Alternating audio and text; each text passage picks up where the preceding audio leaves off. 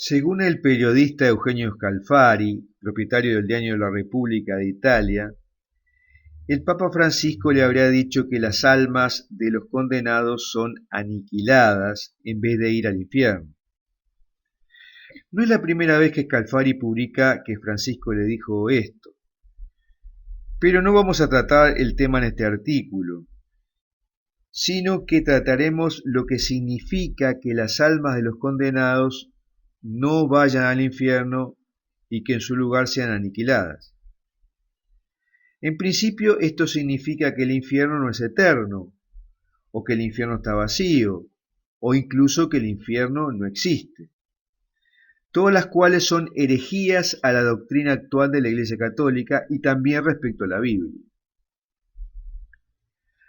La sala de prensa del Vaticano ha desmentido lo que afirma Scalfari sobre los dichos de Francisco y no tenemos por qué dudarlo.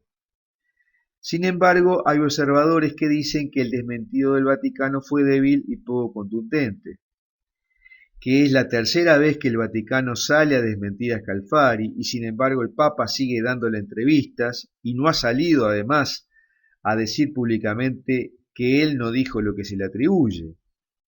Y además que cardenales muy allegados y mentores del Papa Francisco eran partidarios de la aniquilación, como el caso del fallecido cardenal Martini.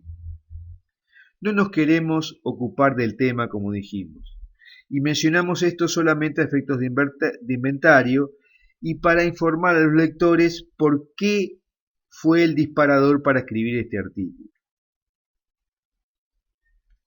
Según la doctrina de la Iglesia Católica, el día final, Jesucristo juzgará al mundo en el juicio final. Serán juzgados los ángeles caídos y todos los humanos que han vivido en la tierra. Cada uno recibirá su justa retribución. Los justos irán a la vida eterna en presencia permanente del Señor, y los injustos serán echados al tormento eterno y alejados de la presencia del Señor eternamente. A algunos, sin embargo, se les dificulta creer que el infierno dure para siempre para algunas personas. Pero primero debemos considerar que Dios no envía a la gente al infierno, sino que los propios actos de las personas los colocan ahí, porque su deseo es pecar contra Dios y alejarse de Dios. El infierno es un lugar donde la gente sigue pecando porque ahí va la gente que hizo del pecado una forma de vida. No va gente que ocasionalmente robó una barra de chocolate o en un mal día le pegó a una persona. Y aquí llegamos a la tesis del aniquilacionismo, una palabra difícil de reproducir. Hay una tesis que sostiene que los malos serán completamente eliminados, dejarán de existir, luego que hayan pagado su pecado o cuando mueran. Lo primero a considerar que esto no tiene ni base bíblica ni base doctrinal, sino que es una interpretación humana, emocional y piadosa. Esta herejía es sostenida por denominaciones como los mormones, los testigos de Jehová, los adventistas y ciencia cristiana. Santo Tomás de Aquino dice que la elección entre hacer el bien y hacer el mal es una elección de tipo de vida.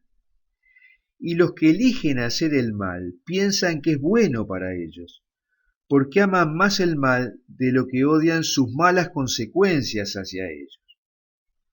Por lo tanto, estamos hablando de que los que van al infierno no es porque hagan algún acto malo en algún momento, sino porque su vida está centrada en la maldad.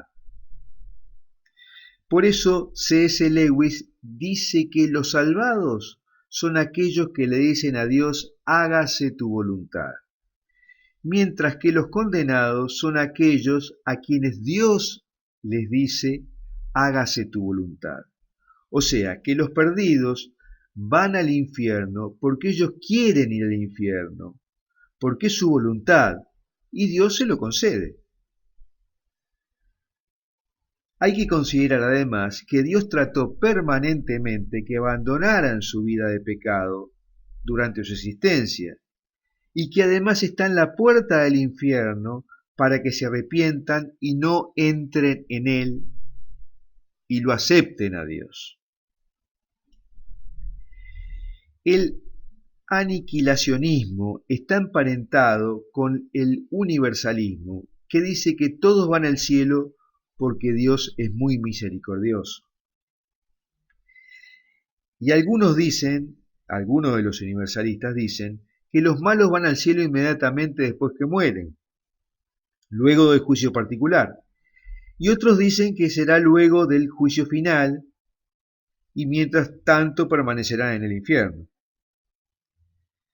Pero también hay varios matices en las tesis aniquilacionistas.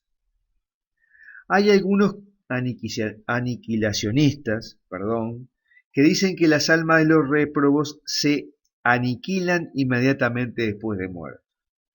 Y otros dicen que desaparecen luego que son juzgados por Jesucristo en el juicio final. Y también hay una herejía peor que dice que los réprobos tienen una segunda oportunidad para rechazar o aceptar a Dios, una vez que están en el infierno. Sin embargo, las escrituras son claras sobre de que después de la muerte viene el juicio y la asignación de un destino definitivo. Hay muchos argumentos de base bíblica y doctrinal contra el aniquilacionismo. Los aniquilacionistas dicen que es un error pensar que Dios castiga un pecado finito con un castigo infinito, o sea, eterno. Sin embargo, es irrelevante la cantidad de tiempo insumida en una maldad para estipular la condena, porque uno puede matar en un segundo a millones de personas apretando un botón de la bomba atómica. También hay que considerar que no se puede pensar en la justicia de Dios como conceptos humanos, porque los conceptos humanos de justicia y equidad están distorsionados por la naturaleza humana caída y son engañosos. El castigo de Dios está relacionado con su justicia perfecta y el odio inmutable hacia el mal. Y no puede pensarse como una reacción humana ante la rebelión obstinada del pecador.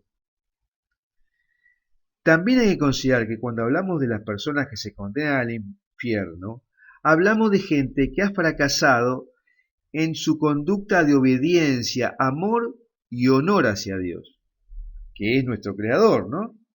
Que en definitiva es el pecado contra el Espíritu Santo.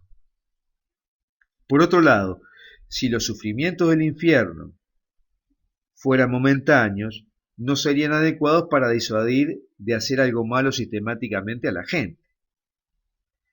Y ahora quiero hacerte una pregunta. ¿Tú crees que se justifica el castigo eterno para los malos en el infierno o que es una pena excesiva? Me gustaría que me des tu opinión.